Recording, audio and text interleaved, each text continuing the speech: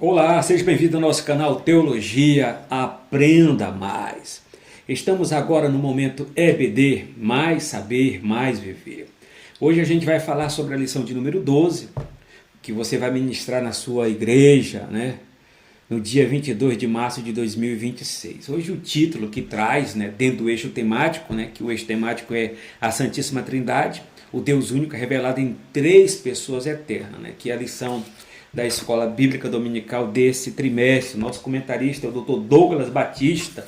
Que Deus abençoe o Dr. Douglas Batista 1000 vezes mais com esse conteúdo que veio já no século 21, terceiro milênio, no ano de 2026, no momento certo, na hora certa, para que possamos ter uma consciência trinitariana, uma consciência e uma identidade trinitariana. Eu estou aqui com a declaração de fé das Assembleias de Deus, que é a confissão de fé, que é o credo, já está falando declaração, o que nós declaramos e cremos naquilo que piamente fala acerca do Deus que subsiste em três pessoas, Pai, Filho e Espírito Santo.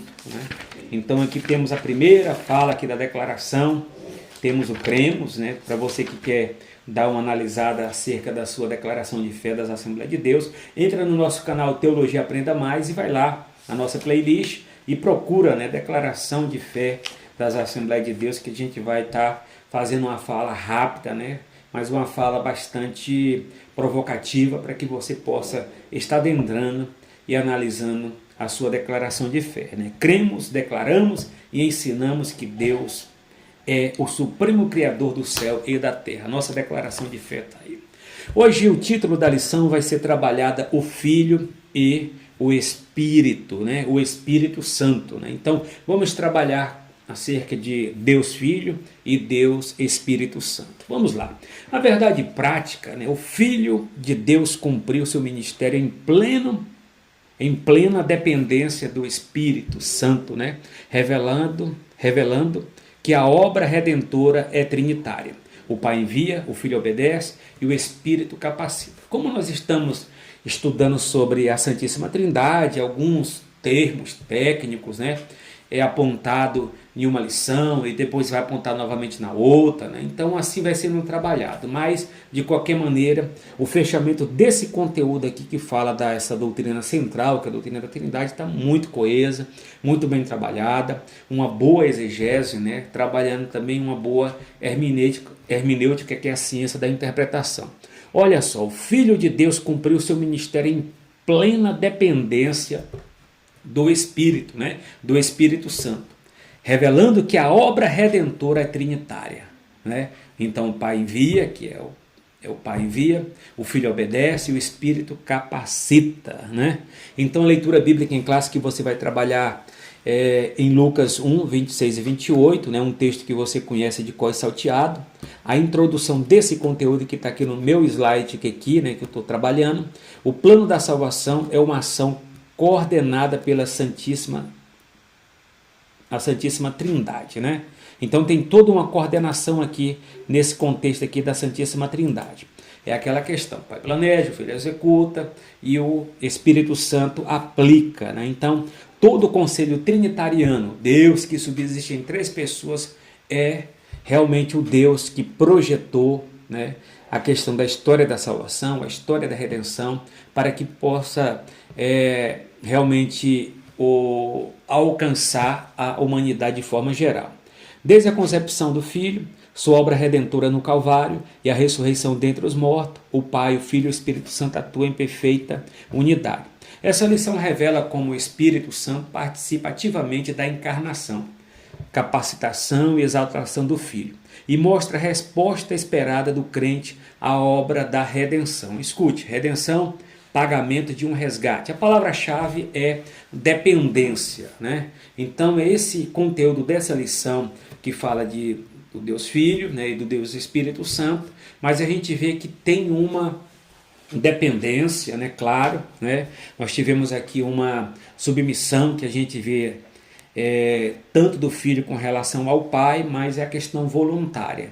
Então quer dizer, quando ele se coloca submisso, né, com relação ao pai ou ao Espírito Santo, ou Espírito Santo ao pai, ao filho, você vê que é uma submissão voluntária, né?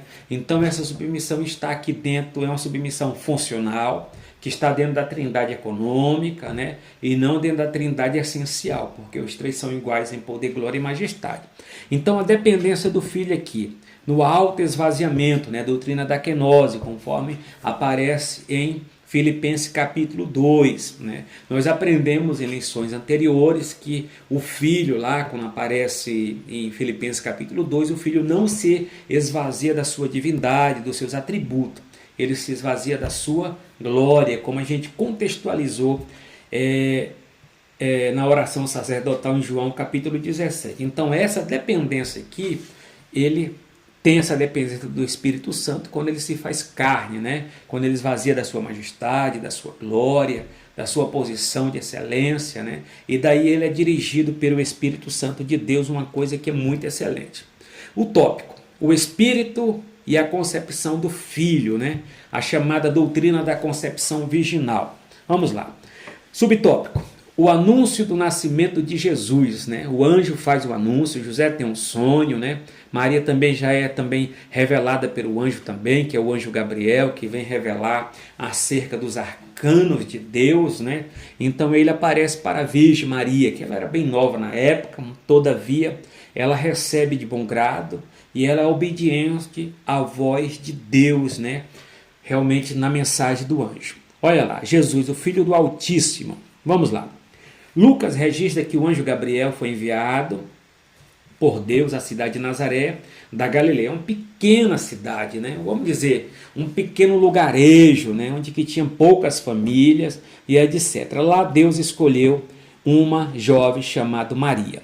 O mensageiro visita uma jovem chamada Maria e lhe faz uma revelação surpreendente. Eis que em teu ventre conceberás e dará luz a um filho. Lucas capítulo 1 e 31. Olha só, né? E ainda lhe diz, o nome da criança, pôr-lhe-ás o nome de Jesus. Então, não foi José e Maria, né, que escolheu esse nome. O nome já veio pronto e acabado dos céus. E você vê que tem o anjo, né, que anuncia para ela que o nome da criança seria Yeshua, né, ou Jesus, né, que significa Jesus na língua portuguesa, né, Javé, salvação. Então, no próprio nome de Jesus traz o significado da sua missão com relação ao povo de Israel e com relação a toda a humanidade. Vamos lá. Gabriel também declara que o menino será chamado Filho do Altíssimo.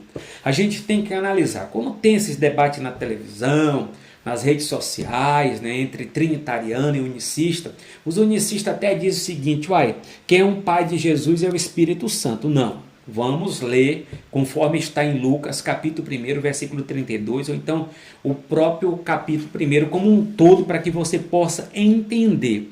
A missão do Espírito Santo foi gerar, mas o Pai, de fato, de Jesus é Deus Pai, conforme está no contexto. Texto sem contexto é pretexto para heresia. Então Maria demonstra perplexidade, não entende como isso poderia acontecer, uma vez que era o quê? Virgem. A esse respeito, o anjo lhe assegura, para Deus nada é impossível, isso é fato.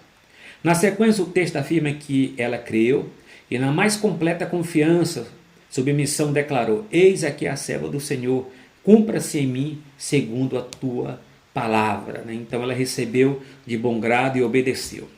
2. O Espírito como agente da concepção. Vamos estar analisando.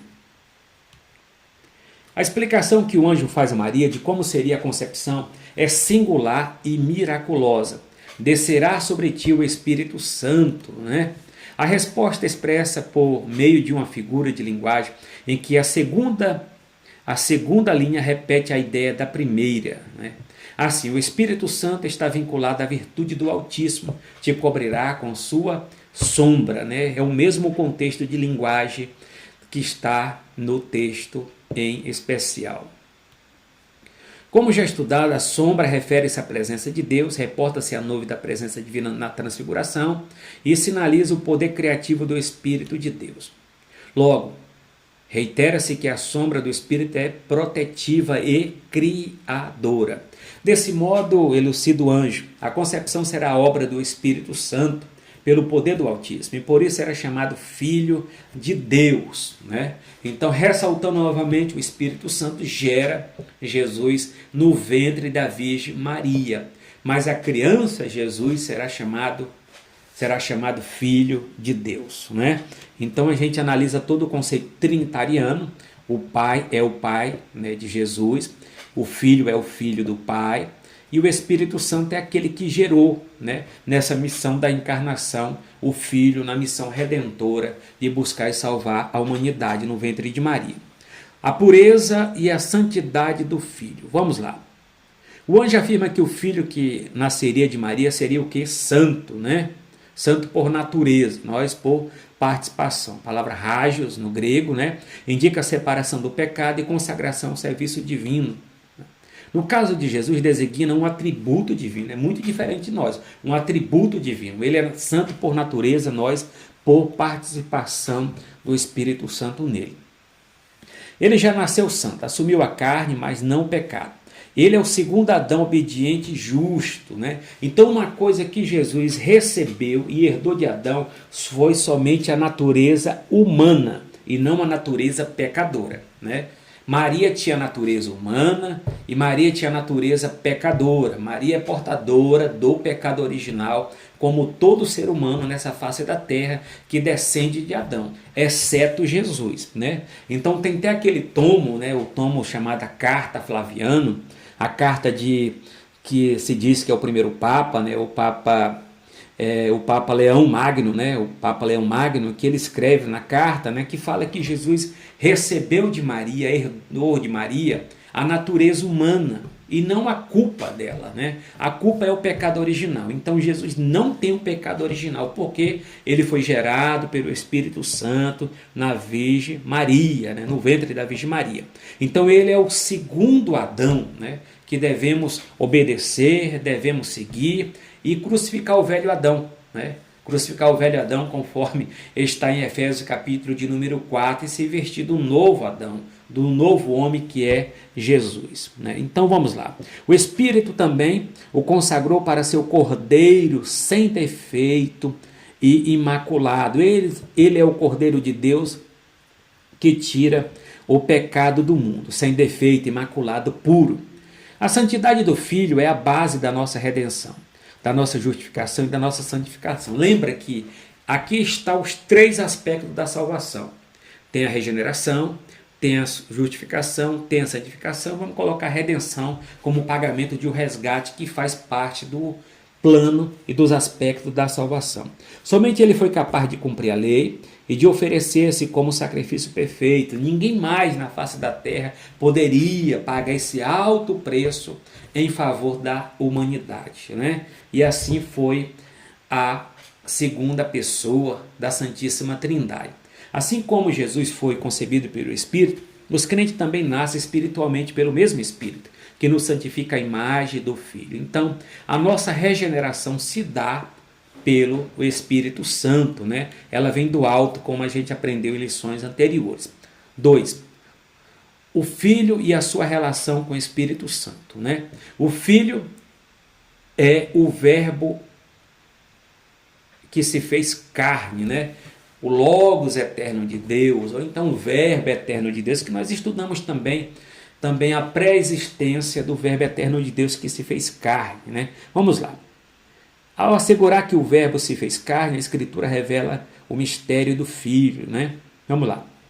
Porém, o Verbo não começou a existir em Maria, pois ele é eterno antes da criação, coigual com o Pai e com o Espírito Santo. Então, nós já estudamos a pré-existência do Verbo eterno de Deus, que o Verbo lá na carta joanina, no Evangelho joanino, precisamente lá no capítulo 1, no versículo 1, lá no chamado prólogo do Evangelho de João, né, que é os 18 versículos, já fala da pré-existência de Jesus junto com o Pai.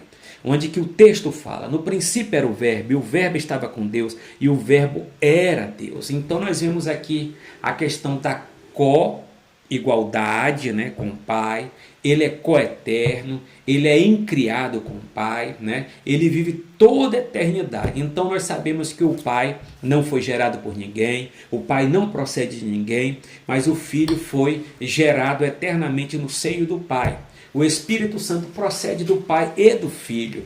Todavia, na trindade essencial, na trindade ontológica, os três são iguais em poder, glória e majestade. Está aqui no contexto, é só analisar. Agora o verbo eterno de Deus, o logo eterno de Deus, ele se faz carne, né? Conforme está escrito aqui em João capítulo 1, versículo 14.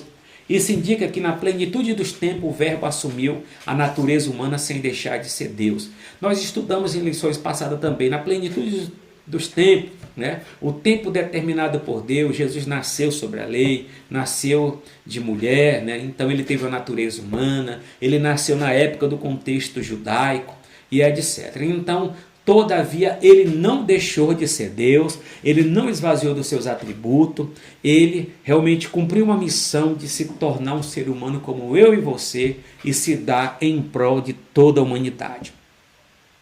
Ele se submeteu voluntariamente às limitações humanas, mas manteve a sua essência divina, né? Então voltamos novamente a colocar essa submissão é voluntária, tá? Ela é voluntária e é funcional nessa função, nesse papel que o Filho veio cumprir.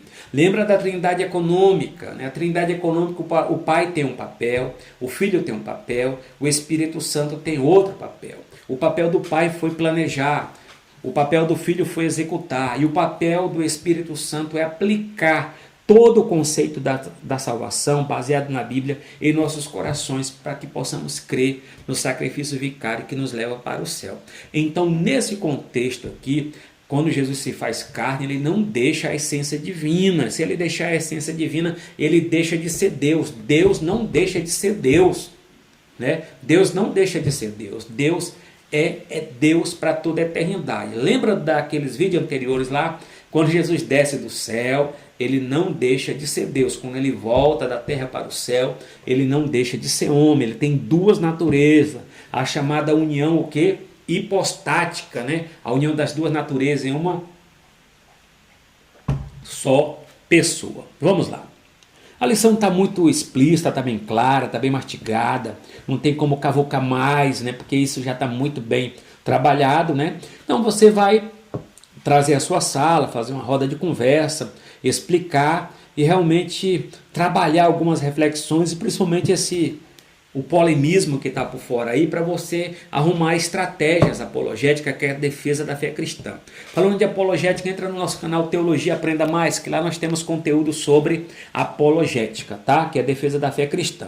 Enquanto o homem, Jesus não usou plenamente os seus atributos divinos, exceto quando o Pai permitia pelo Espírito Santo. Então você vê que o Jesus aqui, no seu ministério, né, ele teve tudo na submissão, na direção do Espírito Santo. É isso que nós devemos também ter. A nossa vida, o nosso ministério tem que estar dirigido pelo Espírito Santo, né? Então nós devemos ter a plena submissão ao Espírito Santo e precisamente confiar, né, na sua maestria, na sua diretriz em nossas vidas. Então devemos estar totalmente dependente do Espírito Santo. E assim Jesus nos deixa um exemplo que ele estava na dependência do Espírito Santo, sem deixar de ser Deus. Dessa forma, a obra operada pelo Espírito Santo demonstra a perfeita harmonia entre o Filho e o Espírito Santo na execução do plano redentor do Pai. Você vê que a Trindade nos dá um exemplo, é uma referência para nós de unidade, de unicidade, de todo um conjunto que se trabalha em união. A Trindade é uma união, é uma equipe, né? Não é uma eu-equipe, né?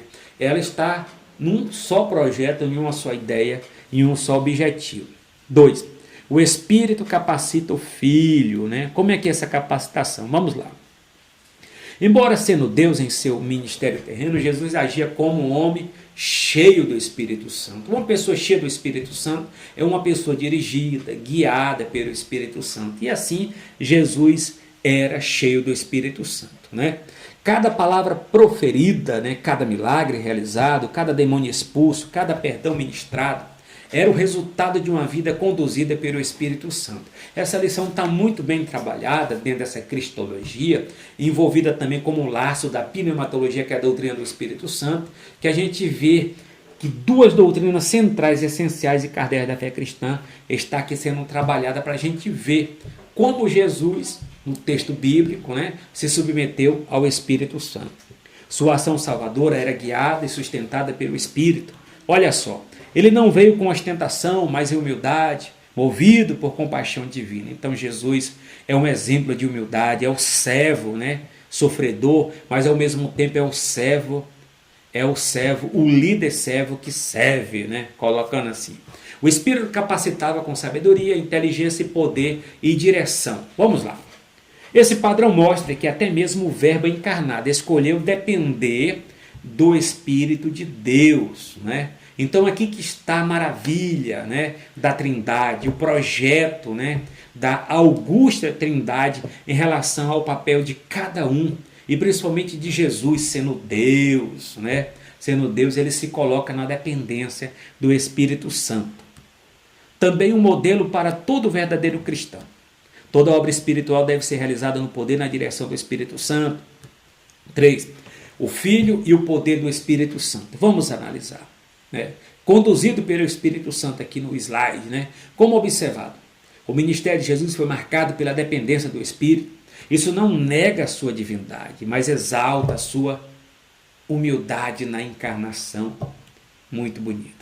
Seu batismo foi confirmado pelo Espírito e pela voz do Pai, como manifestação da Trindade. Então, para os unicistas, com todo respeito, lá no batismo de Jesus aparece o Pai, aparece o Filho e aparece o Espírito Santo em forma corpórea de uma pomba. Na transfiguração também.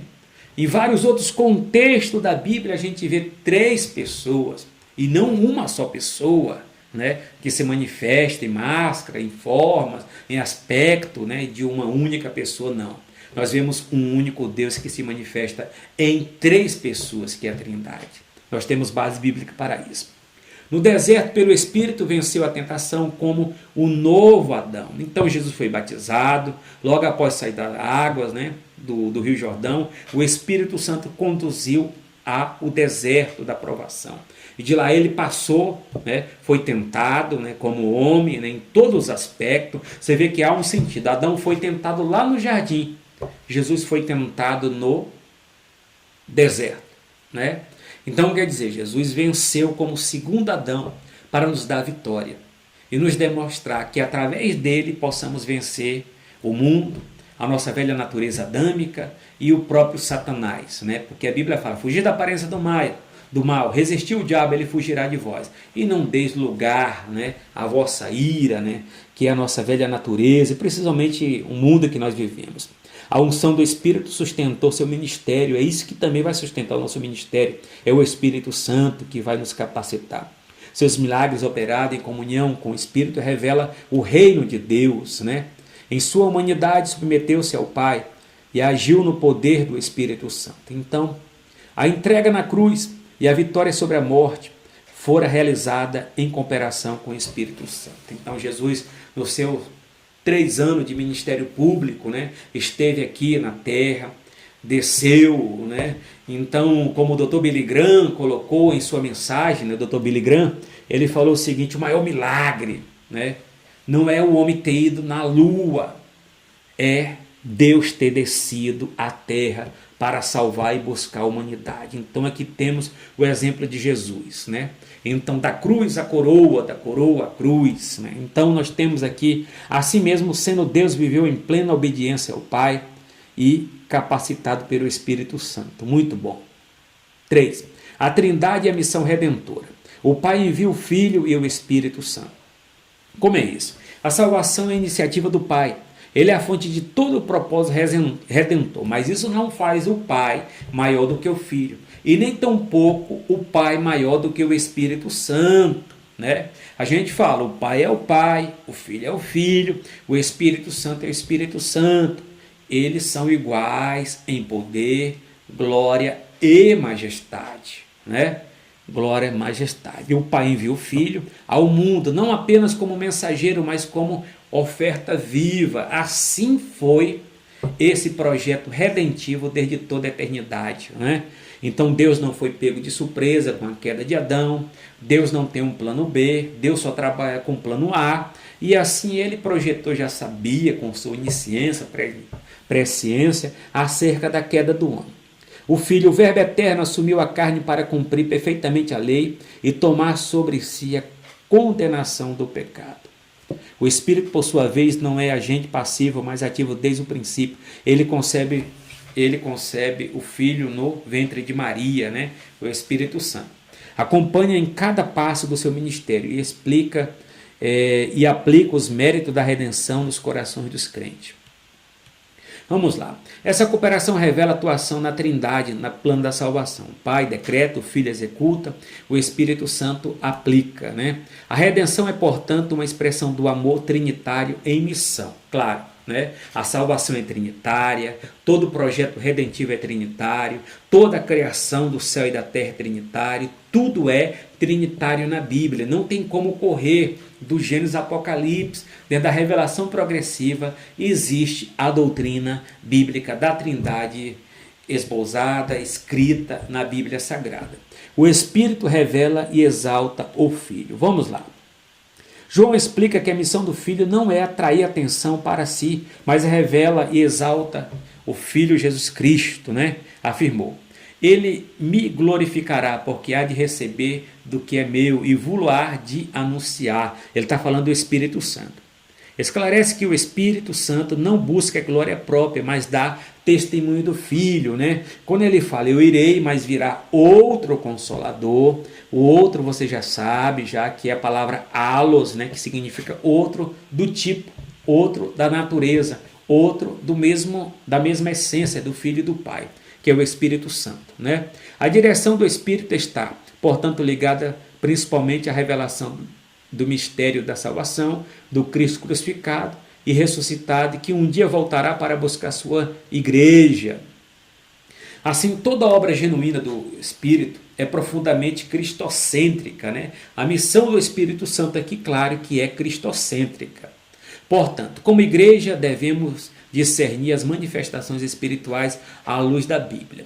Tudo que não aponta para Cristo não procede do Espírito. Cristo é o centro da obra do Espírito Santo, né? A fé e a submissão do crente. Vamos lá. O plano da redenção, embora concebido e executado pela Trindade, requer uma resposta humana. Qual a resposta humana? Não somos agente da redenção, mas somos seus recipiente e participante, somos vaso e instrumento. Maria ouviu a mensagem do anjo sobre a concepção milagrosa, mesmo sem entender plenamente o que, ela nos traz um exemplo. Se submeteu.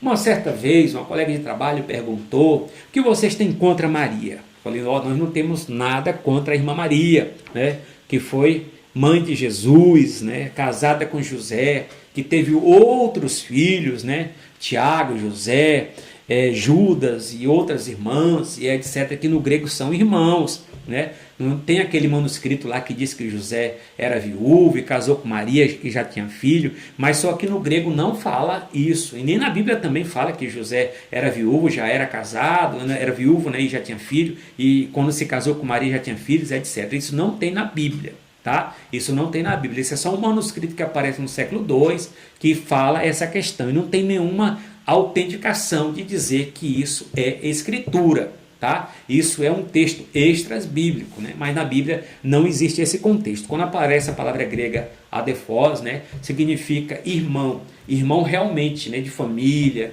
irmão realmente de unidade, né, que aparece. Agora, só que Jesus não é filho de José, é uma relação matrimonial entre José e Maria. Jesus foi gerado pelo Espírito Santo. Agora, os demais irmãos de Jesus é filho de José e Maria, geneticamente nesse sentido, ok?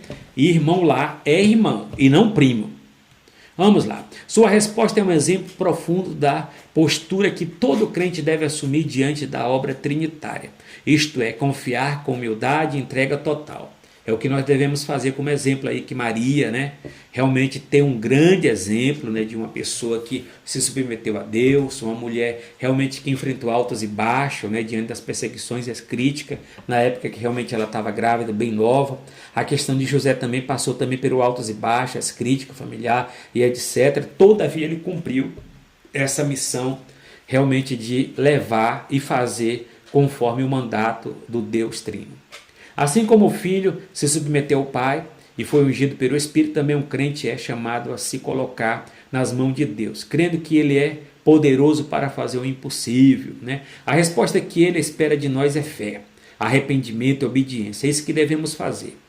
A conclusão da lição, como ela está muito clara, é muito bem trabalhada, né, muito bem explícita, que a gente vai colocar e pensar realmente é esse exemplo da submissão voluntária, da dependência, que é a palavra-chave da lição, acerca do Espírito Santo em nossas vidas.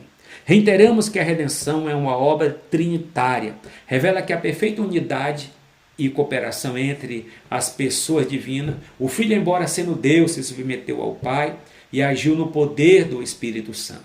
Ao contemplarmos essa harmonia divina, somos convidados a uma resposta de fé genuína em Cristo. Submissão voluntária à vontade do Pai e obediência perseverante à direção do Espírito Santo em nosso viver. Então, Jesus é o nosso exemplo em tudo, como Senhor, como Rei, como Deus, como Todo-Poderoso.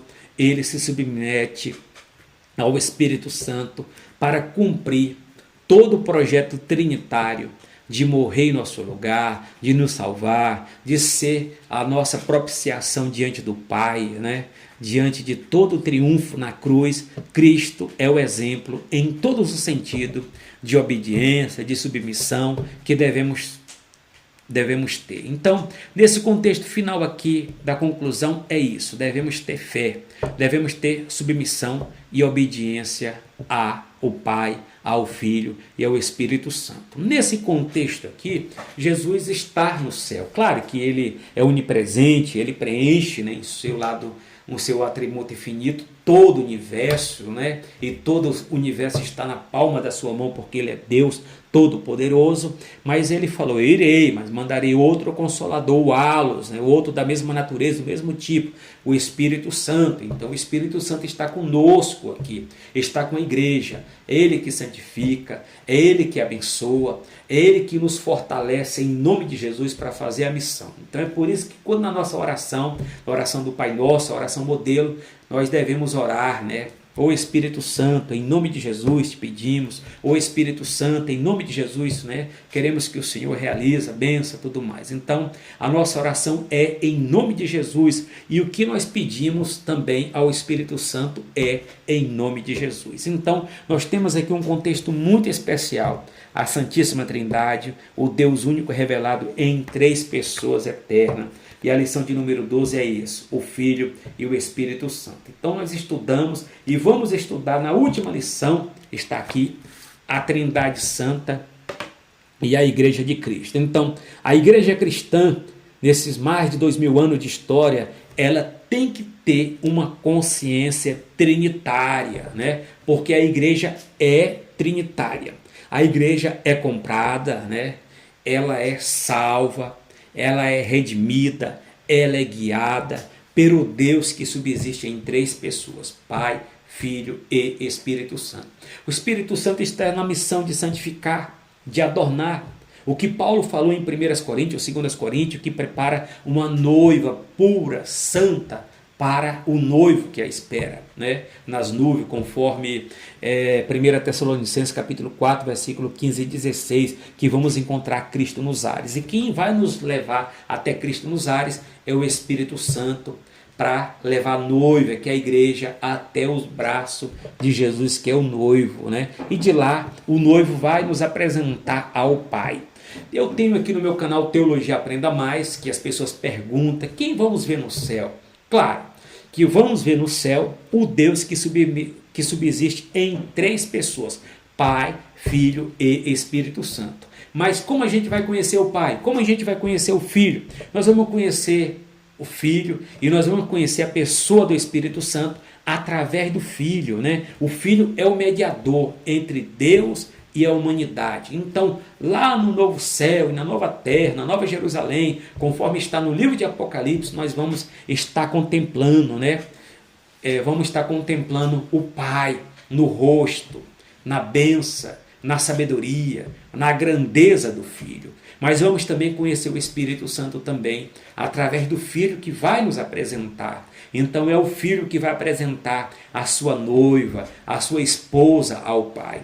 É o Filho que vai apresentar, né, a sua esposa, né, que o Espírito Santo já está aqui, né, vai levar até o seio do Pai. Então é algo maravilhoso para se pensar e para se analisar e viver eternamente no consentimento da palavra de Deus e na direção e na submissão do Espírito Santo para que possamos ter êxito, ter vitória e ter realmente um ministério com realmente bênção e êxito em todos os sentidos. Até a próxima lição, que vamos trabalhar a 13ª lição, a Santíssima Trindade, a Trindade Santa e a Igreja de Cristo. Até a próxima. Que Deus possa nos abençoar 1000 vezes mais.